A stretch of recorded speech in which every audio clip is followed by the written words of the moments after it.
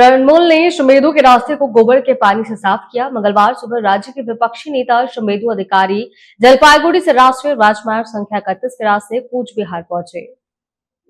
इस अवसर पर तृणमूल कार्यकर्ता ने राष्ट्रीय राज संख्या 31 के पहाड़पुर चौराहे पर पुलिस के सामने शुभेंदु के काफिले का विरोध किया। बाद में काफिले के रवाना होने के बाद तृणमूल कार्यकर्ताओं ने गोबर के पानी और गंगाजल से सड़क की सफाई कर डाली। राज्य तृणमूल ছাত্র পরিষদ আজকে বাংলার এক খ্যাতনামা চোর ঢাকা শুভেন্দু অধিকারী জলপাইগুড়ি দিয়ে কুচবিহারের দিকে গেলেন। আমরা তাকে অপদ্ররা জানালাম চোর চোর চোরটা, শিশি বাবুর ছেলেটা চোর চোর চোরটা, মোদি বাবুর ছেলেটা বলে, এবং জয় বাংলা স্লোগান দিলাম। সে ভয়ে পালিয়ে গেল। আপনারা সকলেই দেখলেন। দাঁড়ানোর মতো দৃষ্টান্ত সে দেখাতে পারলো না।